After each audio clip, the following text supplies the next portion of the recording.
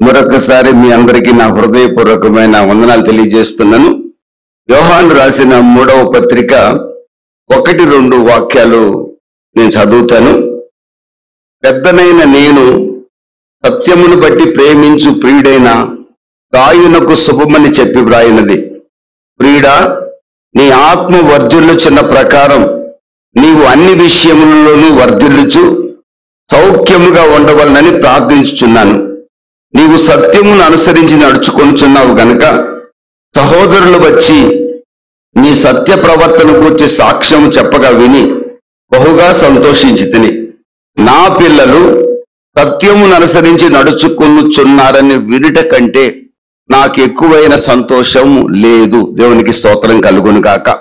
ఈ చోట దైవజనుడైన యోహాను తాను ప్రేమించిన సంఘానికి, తన ప్రియ సహోదరుడికి రాస్తున్న ఉత్తరం ఏమిటంటే, నా ప్రియుడా, నీ ఆత్మ వర్ధిల్లుచున్న ప్రకారం నీవు అన్ని విషయముల్లో వర్ధిల్లుచు సౌఖ్యముగా ఉండవలనని ప్రార్థించుచున్నాను. ఈ రోజున దేవాది దేవుని యొక్క ఉద్దేశం తన పరిశుద్ధ రక్తంతో మనల్ని కడిగి శుద్ధి చేసి నీతిమంతులుగా తీర్చిన నా ప్రభు అయిన యేసుక్రీస్తు యొక్క ఉద్దేశం మన మీద ఏమిటంటే, మనం అన్ని విషయాల్లో కూడా సుఖముగా సౌఖ్యముగా ఉండాలని దేవుని యొక్క ఆలోచన. చప్పట్లు కొట్టి ప్రభు నామాన్ని కనపరుచుకుందాం. దేవునికి స్తోత్రం కలుగును కాక. పేతురు రాసిన మొదటి పత్రిక 3వ అధ్యాయం 9వ వాక్యంలో కూడా పేతురు భక్తులు సెలవిస్తున్న మాట ఏంటంటే, ఆశీర్వాదములకు వారసులగుటకు మీరు పిలువబడితిరి. ఏమైనా దేవుని బిడ్డలరా, మీరు నేను దేవుడు మనల్ని పిలిచిన ఉద్దేశం ఆశీర్వదించాలనే ఉద్దేశంతోనే పిలిచాడు. అన్ని విషయాల్లో సుఖంగా సౌఖ్యంగా ఉండాలనే కోరుకుంటున్నాడు. అన్నిటికంటే ప్రాముఖ్యంగా ఆత్మలో వర్ధిల్లాలని ఆశపడుచున్నాడు.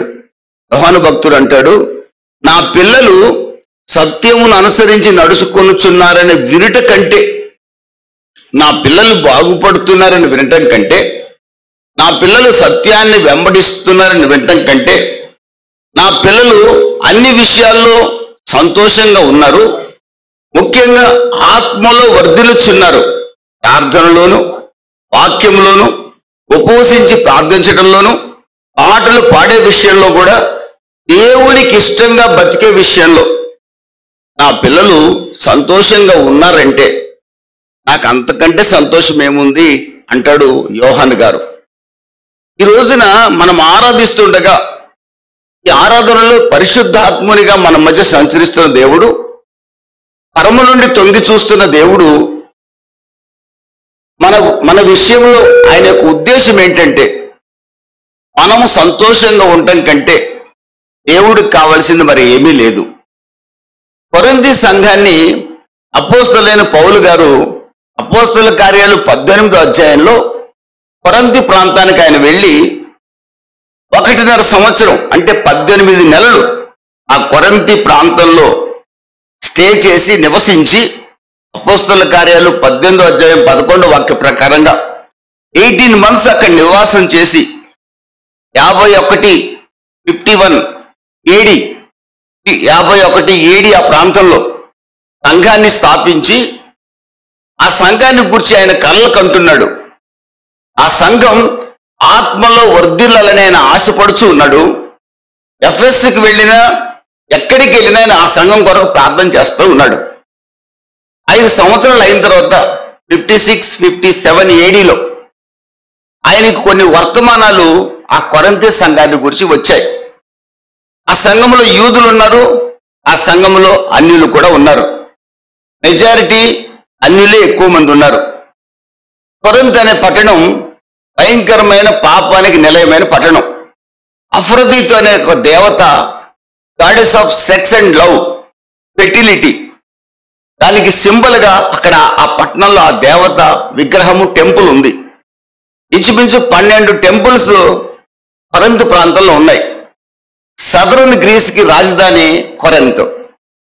గ్రీసులో సదరన్ గ్రీస్ ప్రాంతానికి రాజధాని కొరింథు, నార్థరన్ గ్రీస్కి రాజధాని మాసిడోనియా. ఈ సదరన్ గ్రీస్ రాజధాని అయిన కొరింథు పాపపు నిలయముగా ఉంది. గ్రీకు దేవత అఫ్రోదీతు అక్కడ ప్రధాన దేవతగా ఉంది. 1000 టెంపుల్ ప్రాస్టిట్యూట్స్, ఆ దేవాలయానికి అంకితం చేయబడిన 1000 మంది వ్యభిచారులు అక్కడ ఉంటారు. ఆ పట్టణం అంతా పాపంతో నిండి ఉంది. పాపం ఎలా చేయాలో చక్కగా నేర్పిస్తారు అక్కడ. యెషయా గ్రంథం 5వ అధ్యాయంలో బైబిల్ సెలవిస్తున్న మాట ఏంటంటే, జనులట పాపాన్ని ఆహారంగా తింటున్నారట. వాళ్ళకి చికెన్ మటన్ కాదు ఆహారం. యెషయా కాలం నాటి ప్రజలతో యెషయా భక్తుడు చెప్తున్నాడు, మీరు పాపాన్ని ఆహారంగా భుజిస్తున్నారు అంటున్నాడు. కొరింథీ పట్టణం కూడా పాపాన్ని ఆహారంగా భుజించే పట్టణం. అలాంటి పట్టణంలో దైవ సేవకుడు 18 నెలలు సేవ చేసి అనేక దెబ్బలు తిని ఒక సంఘాన్ని ప్రారంభిస్తే, ఆ సంఘం ప్రారంభంలో చాలా అద్భుతంగా పనిచేసింది. తర్వాత ఆ సంఘాన్ని గురించి విన్నప్పుడు దైవజనుడి యొక్క గుండె పగిలింది. ఆ రోజుల్లోనే ఆ పట్టణం మెట్రోపాలిటీ, 5 లక్షల మంది ప్రజలు నివాసం చేసేవాళ్ళు. ఇంచుమించు 3 లక్షల మంది బానిసలే, స్లేవ్స్. అక్కడ స్లేవరీ ఎక్కువగా ఉండేది ఆ పట్టణంలో. ప్రియమైన దేవుని బిడ్డలారా, ఆ ప్యాగన్ సిటీలో, ఆ అఫ్రోదీతు డామినేట్ చేస్తున్న ఆ పట్టణంలో అపోస్తలులైన పౌలునే పాపంలో దించడానికి వాళ్ళు ప్రయత్నం చేస్తారని ఆయన మొక్కుబడి చేసుకున్నట్లుగా చూడొచ్చు. నాజీరు చేసుకున్నాడు కొన్ని రోజులు. ఈ నాజీరు చేసుకున్న వాడిని చూస్తే గడ్డం మీసాలు పెంచుకున్నవాడిని ఆ ప్రాస్టిట్యూట్స్ దగ్గరకు రారు. సమర్పించుకున్నాడులే, వీడి జోలి మనకు అనవసరం, వీడి దగ్గరికి పోయిన వేస్ట్ అని. అంత భయంకరమైన పట్టణం. ఆ పట్టణంలో సంఘాన్ని స్థాపించి పౌలు గారు ఎఫెసు ప్రాంతంలో సేవ చేసినప్పుడు అతను వినింది ఏంటంటే, లోకమంతా తిరిగి సంఘంలోకి ప్రవేశించింది, క్రైస్తవ సంఘంలోకి లోకం ప్రవేశించింది విన్నాడండి. వినిన దైవజనుడి యొక్క హృదయం బద్దలైంది. 56, 57 ప్రాంతాల్లో ఒక ఉత్తరం రాస్తున్నాడు. ఆ సంఘాన్ని సరిచేసే ఉత్తరం అది, కరెక్టింగ్ లెటర్ అంటారు దాన్ని. ఫస్ట్ కొరింథీయులకు రాస్తున్నాడు. కొన్ని వాళ్ళ ప్రశ్నలకు సమాధానాలు ఇస్తున్నాడు. వివాహ విషయాలు ఎలా ఉండాలని సమాధానం ఇస్తున్నాడు. అలాగనే విగ్రహార్పితం విషయంలో ఎలా ఉండాలో సమాధానాలు ఇస్తున్నాడు. ప్రభు బల తీసుకునేటప్పుడు ఎలా తీసుకోవాలి, దాతృత్వాన్ని ఎలా ప్రదర్శించాలి, పాపం విషయంలో ఎంత జాగ్రత్తగా ఉండాలో అన్ని వాళ్ళకి హెచ్చరికలు చేస్తున్నాడు. అంత మాత్రమే కాకుండా ఆ సంఘాన్ని ఒక్కసారి ఆయన గమనించినప్పుడు కొరింథీయులకు రాసిన పత్రిక 3వ అధ్యాయం 1వ వాక్యంలో ఆయన బాధ చాలా స్పష్టంగా మనకు కనబడుతుంది. సహోదరులారా, ఆత్మ సంబంధములైన మనుషులతో మాట్లాడినట్లు నేను మీతో మాట్లాడలేకపోతిని. ఆత్మ సంబంధులైన మనుషులతో మాట్లాడినట్లుగా కొరింథీ సంఘానికి ఉత్తరం రాయాలనుకున్నాడట ఆయన. కానీ ఆత్మ సంబంధులైన మనుషులతో మాట్లాడినట్లుగా మాట్లాడలేకపోతున్నాను. 5 సంవత్సరాల తర్వాత కూడా సంఘాన్ని స్థాపించాక నేను దెబ్బలు తిని నా ప్రభు అయిన యేసుక్రీస్తు కొరకు, నా ప్రభు అయిన యేసుక్రీస్తు అమూల్యమైన రక్తాన్ని మీ కొరకు చిందించాడు. ఆ రక్తంతో కడగబడిన మీరు సెట్ అపార్ట్ పీపుల్గా, ప్రత్యేకించబడిన పీపుల్గా ఒక సంఘంగా ఏర్పడ్డారు. ఆ సంఘాన్ని ఏర్పరచడం కోసం నేను రకరకాల దెబ్బలు తిన్నా. అయినప్పటికీ నేనేమాత్రం చింతపడలా. ఒక పరిశుద్ధమైన సంఘంగా దేవుడికి నేను మిమ్మల్ని ప్రజెంట్ చేయాలని ఆశపడితే మీలో భయంకరమైన పాపం ఉందని నేను విన్నప్పుడు నేను తలడిల్లిపోయాను. ఆత్మ సంబంధమైన మనుషులతో మాట్లాడినట్లుగా నీతో మాట్లాడాలని ప్రయత్నం చేసినప్పుడు నేను మాట్లాడలేకపోతున్నాను. కారణం, నీలో రకరకాలైన శరీర సంబంధమైన కార్యాలు ఒకప్పుడు జీవితం కంటే సంఘముగా ఏర్పడిన తర్వాత నీలో ఘోరమైన పాపం, లోకములో లేని ఘోరమైన పాపం సంఘములో ఉండటం చూసి నేను తట్టుకోలేకపోతున్నాను అని అంటూ ఆ కొరింథీ సంఘాన్ని పౌలు గారు ఆశించేది ఏంటో తెలుసా? మీరు ఆత్మలో వర్ధిల్లాలని నేను ఆశపడుతున్నాను. దేవునికి స్తోత్రం కలుగును గాక. ఆమేన్, హల్లెలూయా. ఈ రోజున ఈ సంఘం గురించి అయినా, ఏ సంఘం గురించి అయినా, నా గురించి అయినా, మీ గురించి అయినా, ఆ రోజు యోహాను యొక్క భారం. ఆ రోజున పౌలు గారి యొక్క భారం కొరింథీ సంఘాన్ని గురించి. ఈ రోజున దేవుడు మన సంఘాన్ని గురించిన భారం ఏంటో తెలుసండి? మనము ఆత్మలో వర్ధిల్లాలని దేవుని యొక్క ఆశ. దేవునికి స్తోత్రం కలుగును కాక. ఆత్మలో వర్ధిల్లిన ప్రతి క్రైస్తవుడు కూడా పరిపూర్ణుడిగా మారతాడు. పరిపూర్ణుడైన వాడు ప్రభు రాకడలో ఎత్తబడతాడు. చప్పట్లు కొట్టి ప్రభు నామాన్ని కనపరుచుకుందాం. దేవునికి స్తోత్రం కలుగును గాక. ఆత్మలో వర్ధిల్లే వ్యక్తే పరిపూర్ణుడవుతాడు. పరిపూర్ణుడైన వాడు మాత్రమే ఏ విషయంలో కొదవ లేని వాడిగా మారుతాడు. ఏ విషయంలో కొదవ లేని వ్యక్తి మాత్రమే ప్రభు మేఘాల మీదకి వచ్చినప్పుడు ఆయన రమ్మని పిలవగలోనే మహిమ శరీరాన్ని ధరించుకొని ప్రభు దగ్గరికి చేరగలుగుతాడు. కాగా సదాకాలం 1 తెస్సలోనిక 4:17 ప్రకారం కాగా సదాకాలం ప్రభువుతో ఉండగలుగుతాడు. ప్రకటన గ్రంథం 20వ అధ్యాయం 5-6 వాక్యాల ప్రకారం 1000 ఏండ్లు ప్రభువుతో కలిసి పరిపాలించగలుగుతాడు. ప్రకటన గ్రంథం 22:4-5-6 వాక్యాల ప్రకారం దేవుని ముఖ దర్శనాన్ని చేస్తూ ఆ నూతన సృష్టిలో, ఈనాటి క్రైస్తవుడు ఆ నూతన సృష్టిలో ప్రభు ముఖ దర్శనాన్ని చేస్తూ జీవించగలుగుతాడు. దేవునికి స్తోత్రం కలుగును కాక. హల్లెలూయా. వ్యాధి బాధలు ఆకలి దప్పులు లేని ఆ రాజ్యం. ఇప్పుడు బంగారం ఈ మధ్య తగ్గింది అన్నారు, ఆ మధ్య విపరీతంగా పెరుగుతుందన్నారు. చాలా మంది కొని అప్పులు పాల్గొడ అయిపోయారు. 2.5 లక్ష అవుద్దంట, కొనేద్దామని చెప్పి చాలా మంది నాకు తెలిసిన వాళ్ళు అప్పులు చేసుకున్నారంట. ఎంత ఆశతో కొన్నారో పాపం, ఒకేసారి దిగజారిపోయారు. అన్యాయపు సొమ్మున్నాడు కొంటే అది వేరే సంగతి.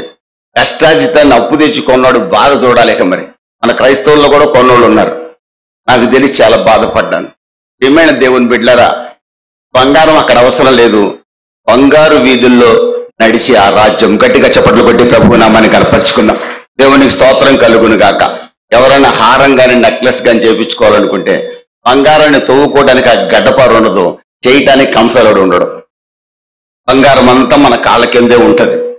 కనుక ఈ లోకంలో బంగారం లేకపోయినా కంగారు పడకండి, ఉంటే వేసుకోండి. ఎందుకంటే నా భార్యకు కూడా బంగారం అంటే చాలా ఇష్టం. నేను పెంతుకోస్తుండేనే బంగారం వేసుకోవద్దని చెప్పను. ఎందుకంటే బంగారం లేదు, బంగారం లాంటి హృదయంలో ఉన్నదంతా. చప్పట్లు కొట్టి ప్రభు నామాన్ని కనపరుచుకుందాం. పైకి మొత్తం తీసేసి లోపల అంతా చెత్త పెట్టుకున్నాం అనుకోండి, ప్రభు రాజ్యానికి పోలేం. ఒక్కొక్క నిండు బంగారం వేసుకుంటుంది, 1/2 కేజీ వేసుకుంటుంది. హృదయం ఎంత మంచిదంటే ప్రభు వస్తే ఆ అక్కనే ఫస్ట్ తీసుకెళ్తాడు. దేవుడికి స్తోత్రం కలుగును. బంగారం పరలోక రాజ్యానికి ఆటంకపరచదు. ఎవడైనా బుద్ధిహీనమైన బోధ చేస్తే తప్పుడు బోధ అది, అని మీరు అంగీకరించాల్సిన అవసరం లేదు. మంచిదే, వద్దు వైరాగ్యంగా బతుకుతామంటే తీసేసుకోవచ్చు. ఏదేమైనా ఆ పరలోక రాజ్యం వ్యాధి బాధలు ఆకలి దప్పులు లేని రాజ్యం. ఈ ప్రతి కన్నీటి బాష్ప బిందువు తుడిచివేయబడే రాజ్యం. ఏమంటే దేవునికి స్తోత్రం కలుగును కాక. మహిమాన్వితమైన ఆ పట్టణం, దేవుని ముఖ దర్శనాన్ని చేయగలిగిన ఆ నూతన సృష్టి క్రైస్తవుడు అనుభవించాలంటే క్రైస్తవుడే అనుభవించగలడు. ఏ పూజలు పునస్కారాలు చేసేవాడు అనుభవించలేడు. ఆ సంగతి నాకు తెలుసు కనుకనే పూజలు పునస్కారాలు వదిలేశాను, కమ్యూనిజాన్ని కూడా వదిలేసి క్రీస్తు పాదాలు పట్టుకున్నాను. దేవునికి స్తోత్రం కలుగునుగా. హల్లెలూయా. కమ్యూనిజాన్ని కూడా వదిలి క్రీస్తు పాదాలు పట్టుకున్నాను. నాకు తెలుసు ఆ స్వర్గం, ఆ పరలోకాన్ని చేరే మార్గం యేసు మాత్రమేనని. అందుకే కొరింథీ సంఘంతో పౌలు గారు అంటున్నాడు, మీరు ఆత్మలో వర్ధిల్లాలి. సంఘమా, నేను శ్రమలు పడి, మీరు కూడా శ్రమలు పడ్డారు, స్థాపించబడ్డారు. కానీ 5 సంవత్సరాల్లోనే మీరు ఆత్మీయ పతనం కావడం నాకు చాలా బాధ కలిగిస్తుంది. మీకేమైనా కొదువు ఉందా?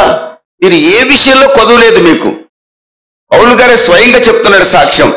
1 కొరింథీ 1వ అధ్యాయం 4, 5, 6, 7 వాక్యాలు చదువుతాం. క్రీస్తు యేసునందు మీకు అనుగ్రహింపబడిన దేవుని కృపను చూచి మీ విషయమై నా దేవునికి ఎల్లప్పుడూ కృతజ్ఞతాస్తుతులు చెల్లించున్నాను. జాగ్రత్తగా అందరూ చూడండి. క్రీస్తును గూర్చిన సాక్ష్యం మీలో స్థిరపరచబడినందున ఆయన యందు మీరు ప్రతి విషయంలోనూ, అనగా సమస్త ఉపదేశంలోనూ సమస్త జ్ఞానములోనూ ఐశ్వర్యవంతులయ్యారు. మీ జ్ఞానానికి తక్కువ లేదు. మీకు ఉపదేశం బోధించే వాళ్ళు చక్కగా బోధిస్తున్నారు. మీకు వాక్యం తెలియకుండా ఏం లేదు. నీకు అన్ని తెలుసు కొరింథీ సంఘమా.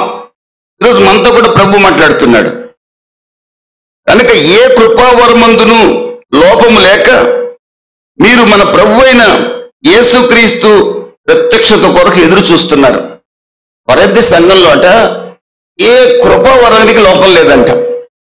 స్వస్థపరిచే వరం కలిగిన వాళ్ళు ఉన్నారట, భాషలు మాట్లాడే వరం కలిగిన వాళ్ళు ఉన్నారట, భాషలకు అర్థం చెప్పే వాళ్ళు ఉన్నారట, విశ్వాస వరాన్ని కలిగిన వారు ఉన్నారట, ఏమంటే ప్రవచన వరం కలిగిన వాళ్ళు ఉన్నారట, పరిచర్య చేసేవాళ్ళు ఉన్నారట.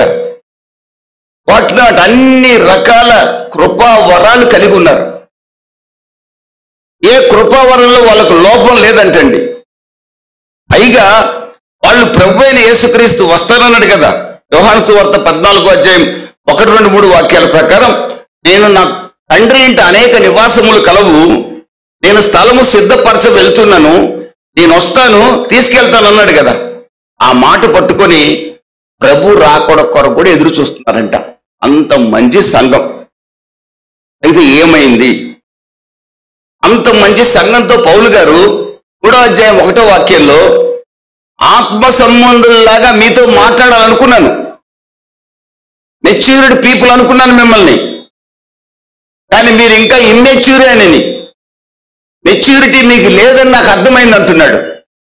ఇక్కడేమో 1 4, 5, 6, 7 వాక్యాల్లో, మీరు అన్ని విషయాల్లో ఐశ్వర్యవంతులు, మీరు ఏ లోపము లేనివారు, అన్ని కృపావరాలు మీకున్నాయి, మీ సంఘంలో అద్భుతాలు జరుగుతున్నాయి, మీ సంఘంలో వాక్యం చెప్పేవాళ్ళు కూడా అద్భుతంగా చెప్తున్నారు, మీరు ప్రార్థన కూడా చక్కగా చేస్తున్నారు, భక్తి కూడా శ్రద్ధగా చేస్తున్నారు అని ఇక్కడ పొగుడుతున్నాడు. అదే సంఘానికి ఉత్తరం రాస్తూ అంటున్నాడు, మీరు ఆత్మ సంబంధులుగా నాకు కనబట్టలేదు అంటున్నాడు. ఏం జరిగింది ఈ మధ్యకాలంలో? ప్రియమైన దేవుని బిడ్డలారా, 3 విషయాలు మీ దృష్టికి తీసుకొస్తాను. ఆ 3 విషయాల్ని మనం కూడా ఒకసారి పరిశీలించుకుందాం, మనం కూడా ఒక్కసారి పరీక్షించుకుందాం. ఈ 3 అంశాల్లో నా జీవితంలో కానీ, ఈ జీవితంలో కానీ, టోటల్గా సంఘ జీవితంలో కానీ ఈ విషయాల్లో గనక ఎక్కడైనా లోపం ఉంటే, ఏ విషయంలో మనం ఈ యొక్క ఆలోచనలు కొరింథీ సంఘములో ప్రవేశించిన ఈ యొక్క పద్ధతులు కనుక మన జీవితంలో ఉంటే క్షమించడానికి ప్రభు ఎప్పుడు సిద్ధంగా ఉన్నాడు. ఆమెన్, హల్లెలూయా. మన ప్రభు ఎవరంటే కోపపడుటకు నిదానించువాడు, క్షమించుటకు సిద్ధ మనసు కలిగిన వాడు. ఆయన క్షమించడానికి ఎప్పుడు స్పీడ్గా ఉంటాడు, కోపపడటానికి ఎప్పుడు స్లోగా ఉంటాడు. Slow to anger is speedy forgive. క్షణమైన క్షమించడానికి సిద్ధంగా ఉంటాడు ఆయన. నా వయసు పెద్దదైపోయింది కదా, నన్ను క్షమిస్తాడా లేదని కంగారు పడాల్సిన అవసరంలా, ఏ క్షణమైనా నా ప్రభు క్షమించడానికి, ఎవరిని క్షమించడానికి సిద్ధంగా ఉంటాడు. కొరింథీ సంఘంతో పౌలు గారు అంటాడు, ఈ 3 విషయాల్లో మీకు లోపంగా ఉన్నారు, సరి చేసుకోండి, ఆత్మ సంబంధులుగా మారండి, ఆత్మలో మీరు అభివృద్ధి చెందండి. అదే కొరింథీ సంఘానికి 15వ అధ్యాయంలో రాస్తున్నాడు, శరీరం ఒక రోజున మహిమ శరీరంగా మార్చబడబోతుంది, క్షయమైనది అక్షయతను ధరించుకోబోతుంది, ఘనహీనమైనది ఘనతను ధరించుకోబోతుంది. ఆ ప్రియ క్రైస్తవ కొరింథీ సంఘమా, మరణపు ముళ్ళు విరిచివేయబడుతుంది. గట్టిగా చప్పట్లు కొట్టి ప్రభువు నామాన్ని కనపరుచుకుందాం. దేవునికి స్తోత్రం కలుగును కాక. హల్లెలూయా. మరణమా నీ ముళ్ళు ఎక్కడ? మరణమా నీ విజయం ఎక్కడ? మరణపు ముళ్ళును విరిచిన యేసు నాకు తోడున్నాడని క్రైస్తవ సంఘం ధైర్యంగా ఎప్పుడైనా చెప్పగలిగే సంఘముగా మారాలి. ఇది పౌలు గారి ఉద్దేశం. ఈరోజు దైవజనుడిగా నా ఉద్దేశం, సృష్టించిన సృష్టికర్త యొక్క ఉద్దేశం. దేవునికి స్తోత్రం కలుగును కాక. మనం భయంతో గడపడానికి ఎలాంటి అవకాశం కూడా లేదు. హెబ్రీ 2:14 పాపపు దాసత్వం నుండి, మరణ భయము నుండి నా ప్రభు అయిన యేసుక్రీస్తు ఇప్పుడున్న ప్రతి ఒక్కరిని విడిపించాడు. మనం దేనికి భయపడాల్సిన అవసరంలా. హెబ్రీ 13:5 ప్రకారం, నజరేయుడని యేసు నాకు తోడుండగా నరమాత్రుడు నేనేమీ చేయలేడు. ఆరాధించే దేవుడు సర్వశక్తి కలిగిన వాడు, ఆయన ఒక్కడే దేవుడు, ఆయన ఉన్నవాడు అనువాడు, ఆయన పేరు నజరేయుడైన యేసు. ఆయన్ని దేవుడిగా కలిగిన ప్రజలు ధన్యులు. దేవునికి స్తోత్రం కలుగును గాక. ప్రియమైన దేవుని బిడ్డలారా, ఈ కొరింథీ సంఘంలో ఉన్న మొదటి లోపం, వాళ్ళు తమ ఆత్మీయ నాయకుల్ని తమకి సెలబ్రిటీస్గా మార్చుకున్నారు. తమని ఆత్మీయంగా నడిపించిన లీడర్స్ ఉంటారు చూడండి, వాళ్ళని దేవుళ్ళుగా భావించడం ప్రారంభించారు. వాళ్ళని విగ్రహాలుగా మార్చుకున్నారు, ఐడల్స్గా చేసుకున్నారు. వాళ్ళు దేవుని కంటే కూడా తమకు బాప్తిజం ఇచ్చిన వాడిని, తమకు వాక్యం చెప్పిన వాడిని, తమను ఆరాధనలో నడిపించేవాడిని, తాము చప్పట్లు కొట్టడానికి కారణమైన మ్యూజిక్ ప్లే చేస్తుంటే ఒక సేవకుడు పాట పాడుతుంటే ఆ సేవకుడిని నిద్రలో కూడా కలవరించడం ప్రారంభించారు. ఆ అయ్యగారు ఎప్పుడు వస్తారు హైదరాబాదు, ఆ అయ్యగారు ఆరాధనకి వెళ్దాం, ఆ అమ్మగారు ఎప్పుడు వస్తుందా చక్కగా పట్టుచీర కట్టి ఆ అమ్మగారు అంటే తిరుగుతాం బైబిల్ పట్టుకొని. ఆ అమ్మగారు వీళ్ళకి విగ్రహంగా మారిపోయింది, ఆ అయ్యగారు వీళ్ళకి విగ్రహంగా మారిపోయాడు. ఒక మాట చెప్పమంటారా, అయ్యగారి కారు కూడా వీళ్ళకి విగ్రహంగా మారిపోయింది. ఎవరు వేసుకొని ఆ కారు కనపడ్డా, ఆ కారు కనపడప్పుడల్లా వీళ్ళ మనసు నిండా అయ్యగారే ఉండిపోతారు. అర్థమైంది మీకు? పాస్టర్లని దేవుళ్ళుగా మార్చుకున్నారు.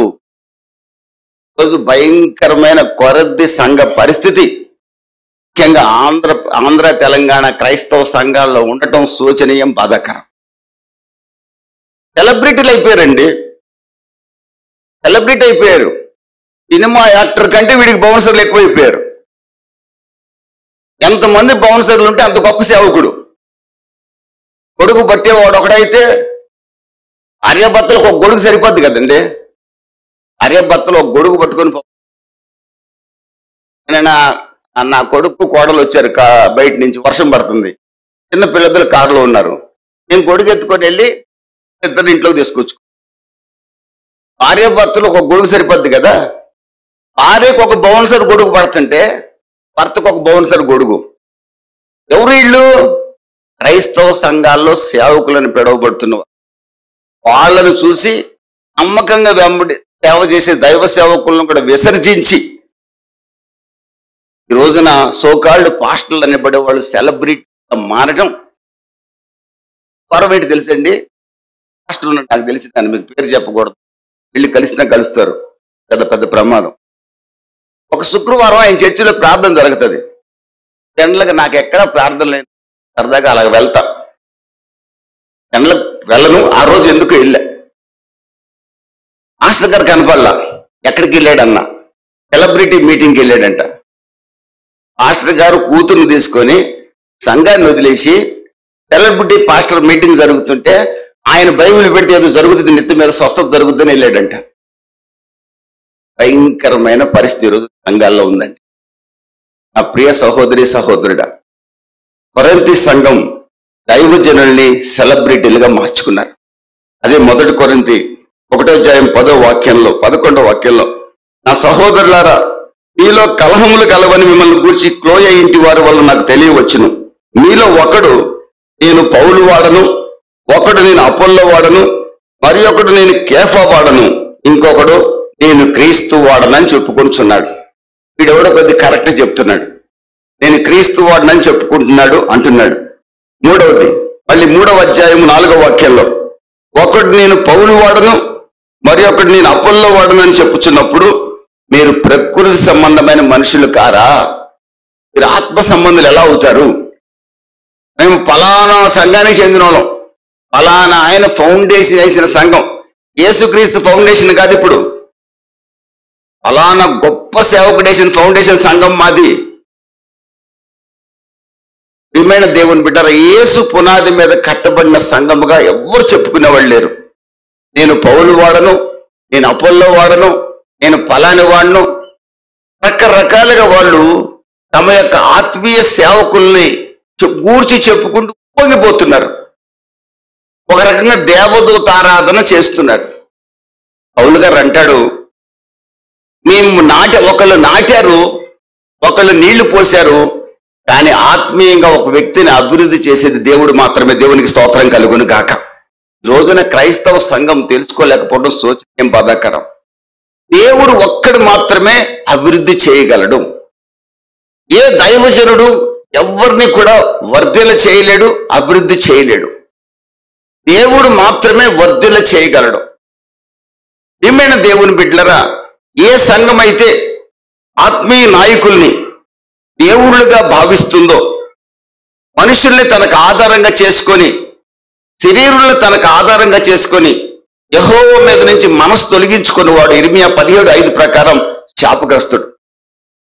రోజున ఒక దైవ సేవకుడిని క్రీస్తు కంటే నేను ఎక్కువగా భావించిన హైదరాబాద్ పట్టణంలోని ఒక వ్యక్తి నాతో అన్నాడు, యేసుప్రభు ఎవరో నాకు తెలియదండి, మా పాస్టర్ గారే నాకు నడిచే యేసుప్రభు, నేను ఆయన్నే చూస్తాను. యేసుప్రభు వచ్చినా మా పాస్టర్ గారిని అడిగి ఆయన యేసుప్రభు అయినా అని అడుగుతాడంట. పాస్టర్ గారు చెప్తే అప్పుడు షేక్ హ్యాండ్ ఇస్తాడంట యేసుప్రభుకి, లేకపోతే ఇవ్వడంట. యేసుప్రభువును గుర్తుపట్టగలిగే స్థాయిలో అతను లేడంట. ప్రియమైన దేవుని బిడ్డలరా, అందుకే హెబ్రీ 12:1 రాయబడింది, విశ్వాసానికి కర్త దాన్ని కొనసాగించువాడైన యేసు వైపు మాత్రమే చూడండి అని బైబిల్ హెచ్చరిస్తుంది. హెబ్రీ 3:1 యేసు మీదనే లక్ష్యం ఉంచండి అని బైబిల్ పలుమార్లు మనకు బోధిస్తుంది. పౌలు గారు సెలవిచ్చిన మాట కూడా యేసునే చూడమంటున్నాడు, ఆయనే రాస్తూ అంటున్నాడు. యెషయా 26:3 ఆయన అంటున్న మాట ఏంటంటే, నీ మనసుని దేవుని మీదనే ఆనుకోండి అంటున్నాడు. నరుల్ని తనకు ఆధారంగా చేసుకునేవాడు శాపగ్రస్తుడండి. వాడు భక్తుడు కావచ్చు, ఎవరైనా కావచ్చు, ఎంత ప్రార్థనాపరుడైనా అతడు పొరపాటును కూడా దేవుడు కాలేడు. నాకంటే దేనిని ఎక్కువగా ప్రేమించినా నా రాజ్యానికి పాత్రుడు కాడు, ప్రభు స్వయంగా చెప్తున్నాడు. ఎందుకు పౌలు గారు ఈ మాట కొరింథీ సంఘానికి గట్టిగా రాస్తున్నాడు తెలుసండి?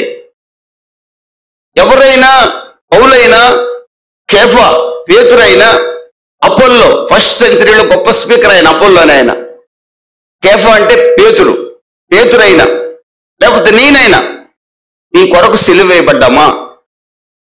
మేము సిలువ వేయబడ్డా. 2 కొరింథీ 5:21 ప్రకారం మనల్ని నీతిమంతులుగా చేయడం కోసం పాపమెరిగిన యేసుక్రీస్తు పాప ముద్దగా మారాడు. కొలస్సీ 1:21-22 ప్రకారం దేవునికి దూరమైన మనల్ని యేసుక్రీస్తు తన రక్తంతో కడిగి శుద్ధి చేసి దేవునితో మనల్ని సమాధాన పరిచాడు. అప్పుడు దేవునికి మనకు మధ్య పాపపు అడ్డుగోడ ఉంది. యెషయా 59:2 ప్రకారం ఆ పాపపు అడ్డుగోడను యేసు తన రక్తాన్ని చిందించి కూల్చేశాడు. మనకి దేవునికి మధ్య అడ్డుగోడ తొలగించాడు. ఒకప్పుడు దేవుడు మనం చేతులెత్తితే చూడలేకపోయేవాడు, ప్రార్థన చేస్తే వినలేకపోయేవాడు. యెషయా 1:15-16 ప్రకారం కారణం మన పాపం. పాపాన్ని ఆహారంగా తిన్న రోజులవి. దేవునికి దూరస్తులైన మనల్ని దేవునితో సమాధాన పరిచింది క్రీస్తు రక్తం. మేకల రక్తం, కోడెల రక్తం, గొర్రెల రక్తం మనల్ని పాపం నుంచి విడిపించలేకపోయాయి. అమూల్యమైన యేసు రక్తం మనల్ని పాపం నుంచి విడిపించింది. శిలువ మరణం నందు వాడు శాపగ్రస్తుడు. ఆ శాపగ్రస్తమైన శిలువను మీ కొరకు నా కొరకు మోసినవాడు కొరింథీ సంఘమా యేసు. ఆయన వారిగా మీరు ఉండాలి కానీ పౌలు వాడను, అపోల్లో వాడను, ఒకటిపల్లి వాడను, అల్వాలు వాడను, గుంటూరు వాడను, విశాఖపట్నం వాడను ఉండకూడదమ్మా. నేను క్రీస్తు వారం చపట్లు కొట్టి ప్రభువు నామాన్ని కనపరుచుకుందాం. దేవునికి స్తోత్రం కలుగును కాక. ఏ క్రైస్తవుడైతే క్రీస్తు వాడిగా బతకగలుగుతాడో, ప్రతి దైవజనాన్ని గౌరవించండి, ప్రతి దైవజనాన్ని పలకరించండి. ఆదాలు మాత్రం పెట్టుకోబాకండి. పలకరించండి, గౌరవించండి, ఇంటికి వస్తే భోజనం పెట్టండి. కానీ అతడు పొరపాట్లు కూడా నీకు విగ్రహంగా మారకూడదు. కొరింథీ సంఘంలో భయంకరమైన బలహీనత ఉంది. ప్రియమైన దేవుని బిడ్డలారా, చాలా చక్కగా వాళ్ళని హెచ్చరిస్తున్నాడు, వాళ్ళని చక్కగా గద్దిస్తున్నాడు. వాళ్ళని హెచ్చరించాడు, గద్దించాడు. మీరు విగ్రహాలుగా వాళ్ళని చేసుకోవద్దని వారిని పలుమార్లు హెచ్చరించినట్లుగా మనం చూడొచ్చు. రోజున మనల్ని కూడా ప్రభు హెచ్చరిస్తున్నాడు. ఏ యూట్యూబ్ స్పీకరు నీకు నాకు విగ్రహంగా ఉన్నాడో, పాటలు పాడే సింగర్ మీకు నాకు కళల్లో కనబడుతున్నాడు. రోజు పరిశీలించుకోవాల్సిన అవసరం ఉంది. యేసే కళ్ళ ముందు నిలవాలి. దేవునికి స్తోత్రం కలుగును. సిలువ వేయబడిన యేసు మన కళ్ళ ముందు ఉండాలి. పునరుద్ధానుడైన యేసు మన హృదయంలో ఉండాలి. దేవునికి స్తోత్రం కలుగును. మీరు ఏ సంఘంలో ఉన్నారో ఆ సంఘములో నాటబడండి, ఎదగండి, వర్ధిల్లండి. దేవునికి మహిమ కలుగును. దైవ సేవకుడిగా నా సలహా, నా చిన్నప్పుడు టమాటా మొక్కలు ఉండేవి. ఒక చోట వేసేవాడిని మా పల్లెటూళ్ళు. మళ్ళీ మరుసటి రోజు తీసి ఇంకో చోట వేసేవాడిని. మళ్ళీ మరుసటి రోజు తీసి ఇంకో చోట వేసేవాడిని. దెబ్బకి చచ్చిపోయేది. తిరిగే బ్యాచ్ అంతా ఇదే. రోజు ఇక్కడ ఆదివారం ఆరాధనలు ఇక్కడ ఉండాలి కదా, ఇక్కడ మెంబర్షిప్ ఉంది కదా. ఆయన మెంబర్షిప్ క్యాండిడేట్ ఎక్కడ ఉన్నాడు, ఎక్కడో ఉన్నాడు. ఎక్కడ ఆడు చేయి పెడితే అద్భుతం జరుగుద్దని అనుకున్నాం. మీరు లేరనుకోండి, మీరు చాలా మంచోళ్ళు. కానీ అక్కడక్కడ ఖాళీ కనపడుతుంది. ఎందుకు కనపడుతుంది నాకు తెలియదు. ఊళ్ళకి వెళ్ళారేమో ఒకవేళ దీపావళికి, నాకు తెలియదు. కానీ మొత్తం మీద ఇక్కడ ఉండాల్సిన వాడు ఇక్కడే ఉండాలి. నేను చెప్పినట్టుగా అయ్యగారు, నాకు చెప్పాను కదండి, సంఘాన్ని నడిపించాల్సిన అయ్యగారే ఆలువల్లో ఉన్నాడు. ఏంటంటే అక్కడేదో నూనె అన్నీ తీసిరేస్తారంట, జరిగిపోద్ది. ఇక్కడ అద్భుతం జరగదండి. ఏ సంఘాన్ని ఎక్కువ అనుకుంటున్నారు? ఏ సంఘం ఎక్కువ కాదు, ఏ సంఘం తక్కువ కాదు. హృదయమే దేవుని ఆలయం. గట్టిగా చప్పట్లు కొట్టి ప్రభువు నామాన్ని కనపరుచుకుందాం. ఈ హృదయం పరిశుద్ధమైంది. అయితే కీర్తనల గ్రంథం 66:18 ప్రకారం ఈ హృదయంలో పాపం లక్ష్యము చేయని ఎడల ఎక్కడ కూర్చుంటారో అక్కడే వర్ధిల్లుతారు. ఆమెను హల్లెలూయా. ఈ తల మీద ఎవ్వరు చేయి పెట్టకపోయినా మీరు వర్ధిల్లుతారు. 100 మందితో చేతులు పెట్టించుకొని, కొంతమందికి ఎక్కడ చంద్రుడి ఆకారం తయారవుతుంది, ఇక్కడ చంద్రుడు తయారవుతున్నాడు. మా తమ్ముడికి ఎక్కడ ఉంది చంద్రుడు, చాలా మందికి ఎక్కడ ఉంటుంది ఏంట్రా అని ఆలోచించా. వీళ్ళ మెజారిటీ క్రైస్తవులే ఉన్నారు. ఎందుకని? జనరల్ పాస్టర్లు ఎక్కడ పెడతారు? నెత్తిమీద చెయ్యి ఇక్కడ పెడతారు. పర్ఫెక్ట్గా పెడతారు. వాళ్ళు పర్ఫెక్ట్గా పెడతారు. అంటే నువ్వు పర్సుల నుంచి తీయాలి, మెడలో నుంచి కూడా తీయాలి అవసరమైతే. పర్ఫెక్ట్గా పెడతారు. ఇక్కడ పెట్టి పెట్టి పెట్టి పెట్టి పెట్టి వేడంతా తగిలి ఇంత జుట్టంతా ఊడిపోతుంది జనానికి. ఇక నేను పొరపాటున ఎవరి దగ్గర తల ఉంచను. దేవునికి స్తోత్రం కలుగును కాక. హల్లెలూయా. నాకు తెలిసిన ఇద్దరే సేవకులు. వైజాగ్లో ఎంఏ పాల్ గారు ఉన్నాడు, 90 years, ఇప్పుడు కూడా బతికే ఉన్నాడు. రెండో సేవకుడు ఏసన్న గారు. వీళ్ళిద్దరు తప్ప నాకు ఎవరు తెలియదు. ఎవరిని పరిచయం కూడా చేసుకోను, ఎవరి దగ్గరికి పోవాలని కూడా లేదు. ఏ సంఘములో నాటబడ్డారో ఆ సంఘంలో మీరు ఎదగండి. కొరింథీ సంఘానికి పౌలు గారు అదే చెప్తున్నాడు. మీరు ఎవరిని సెలబ్రిటీస్గా చేసుకోక, ఎవరు దేవుళ్ళుగా మీకు ఉండకూడదు, ఎవరు మీకు ఆరాధకులుగా ఉండకూడదు. యేసు మాత్రమే ఆరాధనకు యోగ్యుడు. దేవునికి స్తోత్రం కలుగును కాక. హల్లెలూయా. దేవుణ్ణి మర్చిపోయి ఈ రోజున దైవజనులను ఆరాధించే మనుషులు తయారయ్యారంటే చాలా బాధాకరం అండి. కొరింథీ సంఘంలో ఆ లక్షణం ఉంది. రెండవది, వాళ్ళు ఈ లోకపు జ్ఞానాన్ని, ప్రియమైన దేవుని బిడ్డలారా, ఈ లోకపు జ్ఞానాన్ని కొరింథీ సంఘంలోకి ఆహ్వానించారు. 1వ అధ్యాయం 18వ వాక్యంలో మీరు చూస్తే, కొరింథీయులకు రాసిన పత్రిక 1వ అధ్యాయము 17వ వాక్యం చదువుతాను. క్రీస్తు యొక్క శిలువ వ్యర్థం కాకుండానట్లు వాక్చాతుర్యం లేకుండా సువార్త ప్రకటించటకే ఆయన నన్ను పంపిను. శిలువను గూర్చిన వార్త నశించుతున్న వారికి వెరితనం గాని, రక్షింపబడుచున్న మనకు దేవుని శక్తి. ఇందు విషయమై జ్ఞానుల జ్ఞానము నాశనం చేతును, వివేకుల వివేకమును శూన్యపరుతునని రాయబడింది. జ్ఞాని ఏమాయను, శాస్త్రి ఏమాయను, ఈ లోకపు తర్కవాది ఏమాయను, ఈ లోకపు జ్ఞానము దేవుడు వెరితనముగా చేసి ఉన్నాడు. దేవునికి స్తోత్రం కలుగును గాక. కొరింథీ సంఘము జ్ఞానము తనిపబడే సంఘం. కొరింథీ పట్టణము జ్ఞానంతో నిండిన పట్టణం. ఎంత జ్ఞానం అంటే వాళ్ళు ఏమైనా చేయగలరు.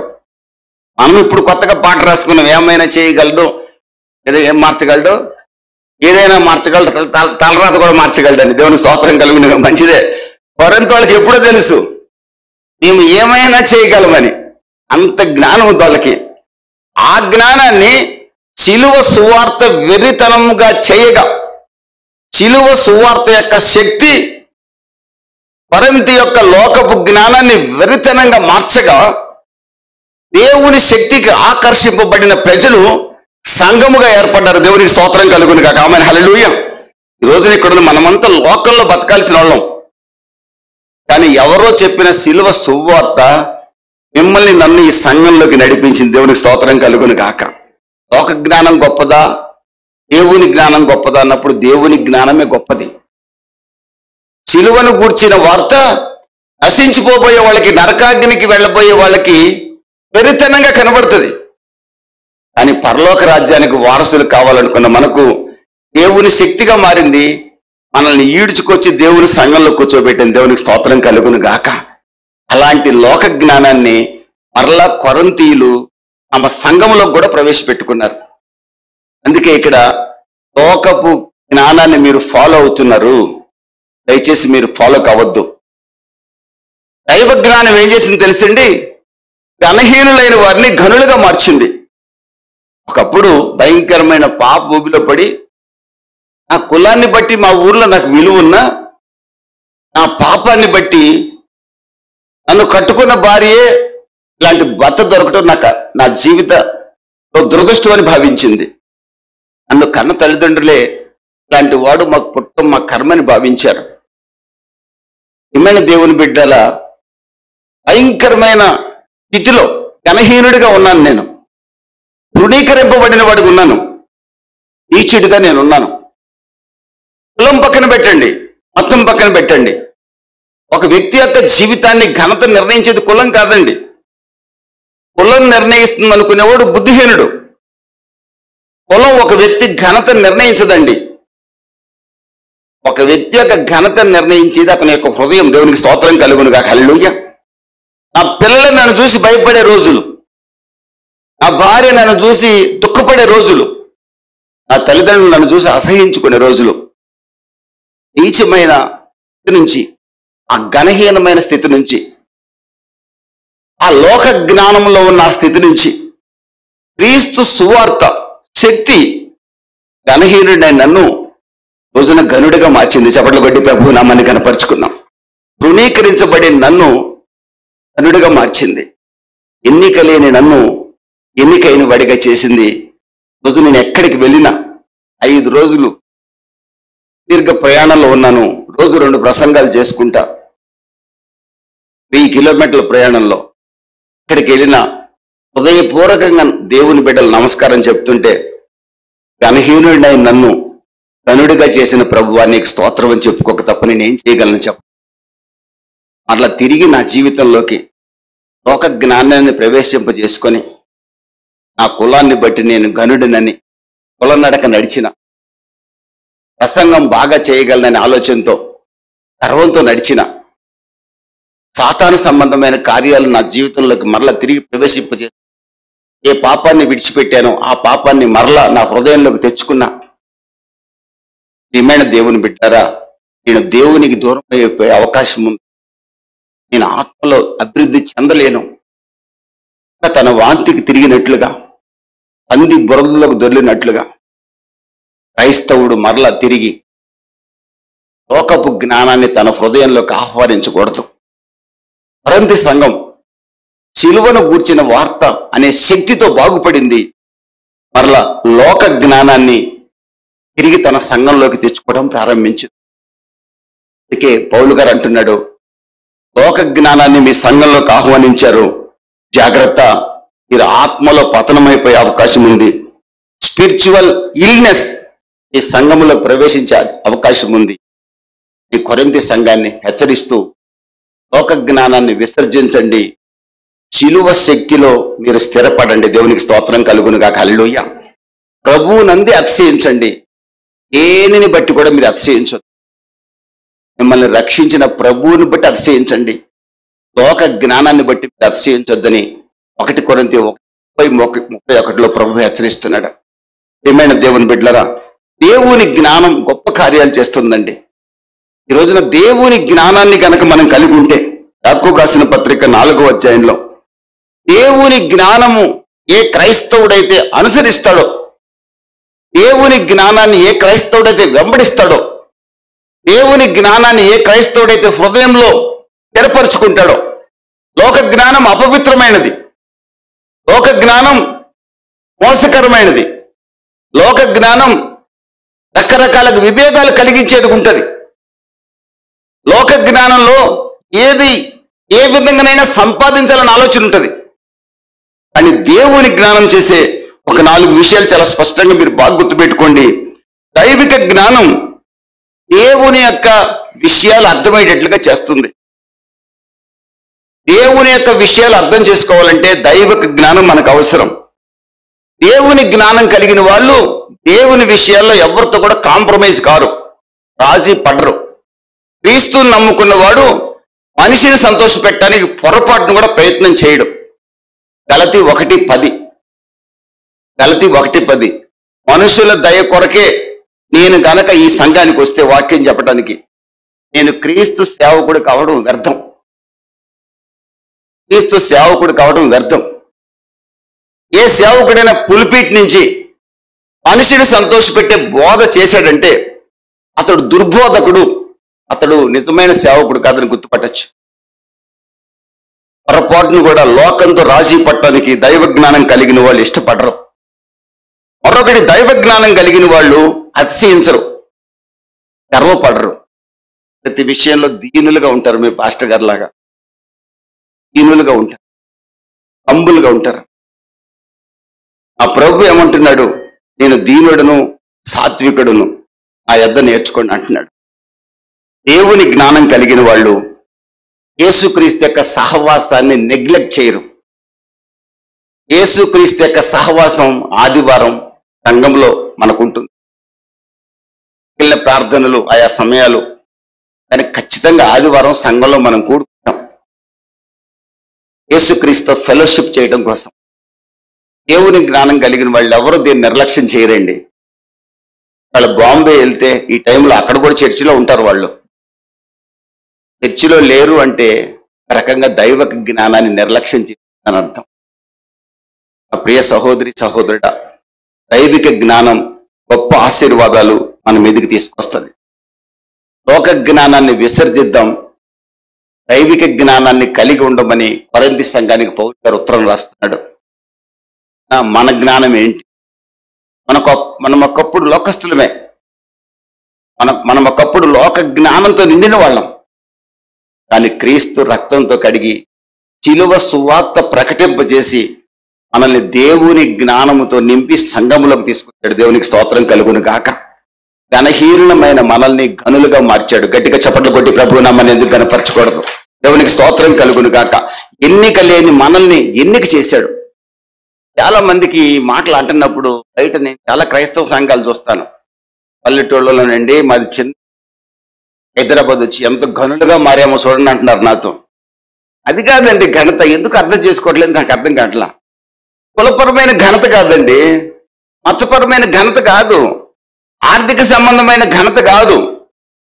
నిత్య నరకానికి వెళ్ళాల్సిన మనల్ని నిత్య రాజ్యానికి దేవుడు క్రీస్తు ద్వారా వారసులుగా చేశాడు. ఆమేన్, హల్లెలూయా.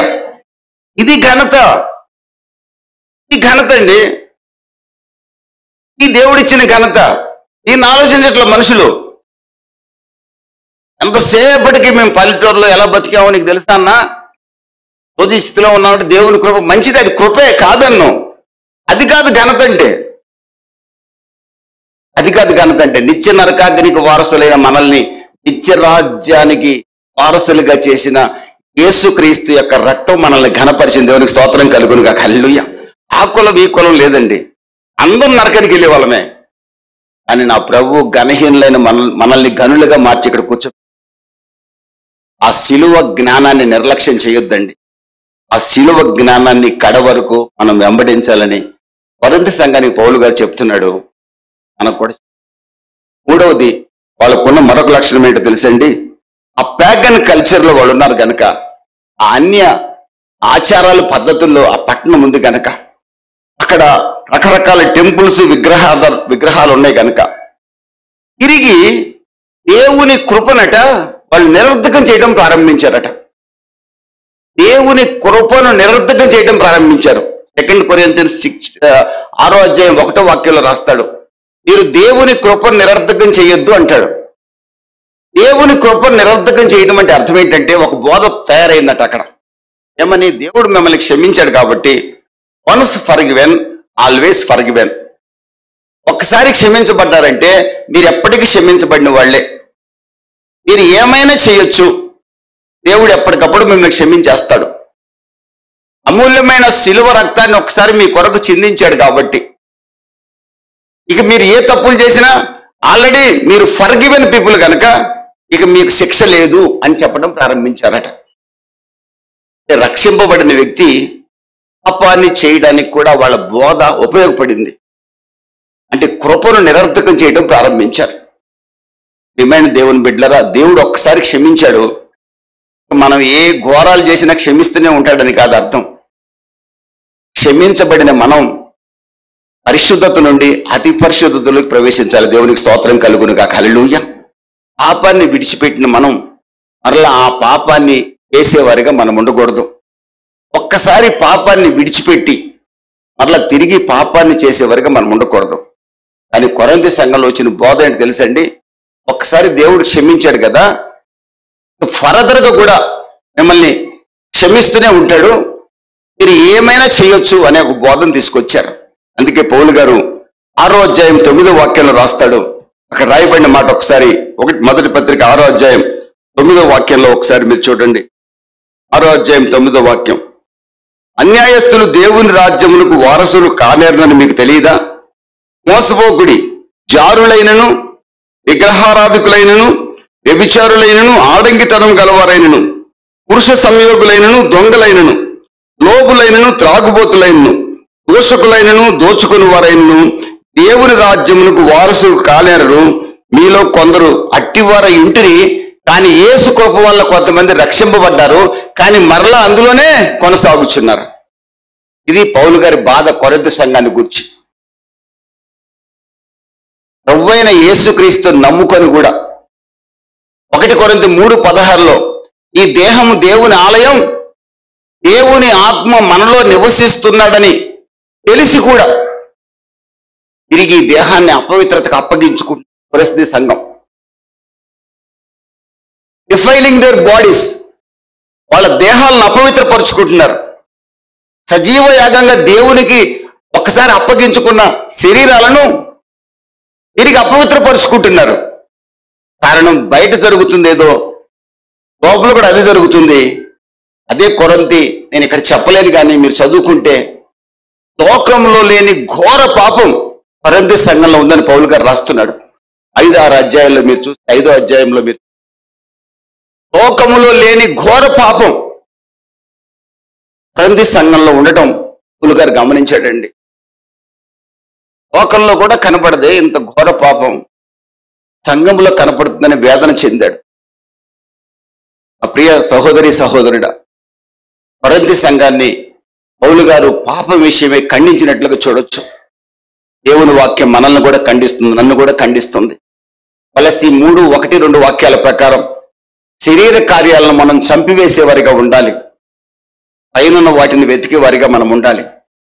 పైన క్రీస్తు దేవుని కుడిపార్శ్వమున కూర్చొని ఉన్నాడు. గలతీ 5:24 ప్రకారం శరీరాశలను మనం సిలువ వేసేవారిగా మనం ఉండాలి. పౌలు గారు అంటాడు, నేను లోకమునకు సిలువ వేయబడి ఉన్నాను, నేను లోకమునకు సిలువ వేయబడి ఉన్నాను అంటున్నాడు. శరీరాశ, నేత్రాశ, జీవపు డంబం నాశనానికి తీసుకెళ్తాయి. కొరింథీ సంఘమ జాగ్రత్త, ఈ దేహాన్ని అపవిత్రపరుచుకుంటారని కొరింథీ సంఘాన్ని హెచ్చరిస్తుంది. దానివల్ల కలిగే నష్టం ఏంటంటే వాళ్ళ ఆత్మలో అభివృద్ధి చెందలేకపోతున్నారు. ఈరోజు మనతో ప్రభు అంటున్నాడు, మనం ఎవరైనా యేసు ప్రభువుని తప్ప మనం ఎవరినైనా విగ్రహాలుగా చేసుకొని హృదయంలో ఆరాధిస్తున్నామా? ఏమండి, మన యొక్క దేహాలను అపవిత్రపరుచుకునే స్థితిలో మనం ఉన్నామా? లోక జ్ఞానాన్ని బట్టి నడిచేవారిగా మనం ఉన్నామా? లోక జ్ఞానం నుంచి దైవ జ్ఞానాన్ని పొందాం మనం, మళ్ళా తిరిగి దైవ జ్ఞానాన్ని విసర్జించి మళ్ళా లోకంతో రాజీ పడుతున్నామా? విలువైన యేసు రక్తంతో కడగబడి పరిశుద్ధులుగా మార్చబడి తిరిగి మరలా మన దేహాలని పాపానికి అప్పగించుకుంటున్నామా? ఏ మనుషుడైనా, ఏ సేవకుడినైనా, ఏ విశ్వాసినైనా, లేదా నీ ఇంటి వారినైనా దేవుని కంటే ఎక్కువగా ప్రేమించే స్థితిలో మీరు నేను ఉన్నామా? ఒక్కసారి ఆలోచిస్తే, పశ్చాత్తాపడగలిగితే. యోహాను భక్తుడు కొన్న కోరిక ఏంటి తెలుసా? సంగమా, అన్ని విషయాల్లో అభివృద్ధి చెందు. పౌలు గారి కొన్న కోరిక ఏంటి తెలుసా? సంగమా, అన్ని విషయాల్లో అభివృద్ధి చెందు. యేసుక్రీస్తుకున్న కోరిక అంటే తెలుసా? నేనుండే స్థలంలో మీరుండాలి. చప్పట్లు కొట్టి ప్రభు నామాన్ని కనపరుచుకుందాం. ఆమెన్, హల్లెలూయా. మీరు బహుగా ఫలించాలి. ద్రాక్షవల్లిని ఈగలు మీరు ఫలించాలన్న ఆశ. ఎక్కడ లోక జ్ఞానంలోకి తిరిగి మళ్ళినా, ఎక్కడ శరీరాన్ని అపవిత్రపరచుకోవడానికి ప్రయత్నం చేసినా, దేవుని కంటే దేనిని ఎక్కువగా ప్రేమించినా మీరు బహుగా ఫలించలేరనేది నా బాధ అని ప్రభు అయిన యేసుక్రీస్తు స్వయంగా చెప్తున్నాడు. దీనికి విరుగుడేంటో తెలుసండి ప్రియమైన దేవుని బిడ్డలరా. పశ్చాత్తాపడటం ఒకటే మార్గం, సంఘము ఐక్యతతో కొనసాగటం ఒకటే మార్గం. దేవునికి స్తోత్రం కలుగును గాక. అది కొరింథీ మొదటి పత్రిక 1వ అధ్యాయం 10-11 వాక్యంలో ఆయన బతిమలాడుచున్నాడు. పౌలు గారు బతిమలాడుచున్నాడు, సహోదరులారా మీరందరూ ఏకభావముతో, అందరూ చదవండి అన్నమాట, సహోదరులారా మీరందరూ ఏకభావముతో మాట్లాడవలననియు, మీలో కక్షలు లేక ఏక మనసుతోనూ ఏక తాత్పర్యంతోనూ మీరు సన్నద్ధులై ఉండవలననియు మన ప్రభు అయిన యేసుక్రీస్తు పేరిట మిమ్మల్ని వేడుకొనుచున్నాను. ఆహా, దెబ్బలు తిని సంఘాన్ని స్థాపించి వేడుకుంటున్నాడండి, బతులాడుకుంటాడండి పౌలు గారు. రక్తం చిందించి సంఘాన్ని స్థాపించి యేసు ప్రభు మనల్ని వేడుకుంటున్నాడు, నాలో నిలిచి ఉండండి ఫలిస్తారని. ఎంత కర్మం పట్టిందండి ప్రభుకి. మన కొరకు రక్తం చింది యేసు, శిక్ష భరించాల్సింది మనం, మన పక్షంగా శిక్షించబడింది యేసు. యేసు రక్తము ద్వారా సంఘం స్థాపించబడింది. మరలా ఆ యేసు ఈ రోజు కూడా మనల్ని బతిమలాడుకుంటున్నాడు, నాలో నిలిచి ఉండండి మీరు బహుగా ఫలిస్తారు. నిలిచి లేకపోతే కాల్చివేయబడతారు, నాకు ఇష్టం లేదు. మీరు నా పోలికగా మారాలన్న ఆశ. 1 యోహాను 3వ అధ్యాయం 1-2 వాక్యాల ప్రకారం మీరు నా పోలికగా మారాలన్న ఆశ. నేనుండే స్థలంలో మీరు ఉండాలని నా కోరిక. నా ముఖ దర్శనాన్ని చేస్తూ మీరుండాలి, మిమ్మల్ని ముద్దు పెట్టుకుంటూ నేను ఉండాలి. ఇది యేసు కోరిక. అందుకే మిమ్మల్ని బతిమలాడుచున్నాను సంఘమా, అలో నిలిచి ఉండమంటున్నాడు ప్రభు. పౌలు గారు కొరింథీ సంఘానికి చెప్తున్నాడు, కలహాలు లేకుండా ఏక తాత్పర్యంతో ఏకభావంతో మీరు ఉండండి. ఏమైనా దేవుని బిడ్డలారా, సామెతల గ్రంథం 6వ అధ్యాయం 16-19 వాక్యాల ప్రకారం దేవుడు విభేదాలు కలిగించే వాడిని హేట్ చేస్తాడండి. ఎవరైతే సంఘములో డిస్కోర్స్, సంఘములో విభేదాలు కలిగిస్తాడో, ఎవరైతే విమతములకు తావు రావడానికి ప్రయత్నం చేస్తాడో, సంఘములో భేదాలకు త్రోవ చూపిస్తాడో, దేవుడు ఆ వ్యక్తిని హేట్ చేస్తాడు. ఆయనకు అసహ్యం ఏంటంటే తెలుసండి, ఆయన హేటెడ్. దేవుడు భయంకరంగా హేట్ చేసేది విభేదాలు, సంఘాన్ని అభివృద్ధి కాకుండా ఏ వ్యక్తి విభేదాలు కల్పిస్తూ సంఘాన్ని పతనావస్థకు తీసుకెళ్లాలని ప్రయత్నిస్తాడో ఆ వ్యక్తిని దేవుడు చాలా హేట్ చేస్తాడు. సంగతి నా కళ్ళతో చాలా సంఘాల్లో చూశానండి. అందుకే కీర్తనల గ్రంథం 133 ప్రకారం సహోదరులు ఐక్యత కలిగి ఉండండి, అక్కడ ఆశీర్వాదము శాశ్వత జీవం ఉంటుంది. నా ప్రియ సహోదరి సహోదరుడా, క్రీస్తు రక్తంతో కడగబడిన సంఘం ఐక్యతగా సంఘము ఉండగలిగితే మీరు ఏ చోట నాటబడ్డారో ఆ చోట మీరు ఎదుగుతారు, ఫలిస్తారు, వర్ధిల్లుతారు, అనేకులకు ఆశీర్వాదకరంగా ఉంటారు. అనేకులకు వద్దండి, మన బిడ్డలకు మనం ఆశీర్వాదకరంగా ఉంటే చాలు, మన పిల్లలకు మనం ఆశీర్వాదకరంగా ఉంటే చాలు. అంటే మనం ఏమి ఉద్ధరించాల్సిన అవసరం లేదు, ఊళ్ళు ఉద్ధరించాల్సిన అవసరం లేదు. మన పిల్లలకి క్రైస్తవులుగా మనం ఆశీర్వాదకరంగా ఉంటే అక్కడ శాశ్వత జీవం, ఆశీర్వాదం ఉంటుంది. ఎక్కడైతే ఐక్యత లేదో అక్కడ మరణం, శాపం. మనం ఆత్మీయంగా వర్ధిల్లేటట్లుగా ప్రభు సహాయం చేయాలని ఒక దైవ సేవకుడు నా మాటలు ముగిస్తున్నాను.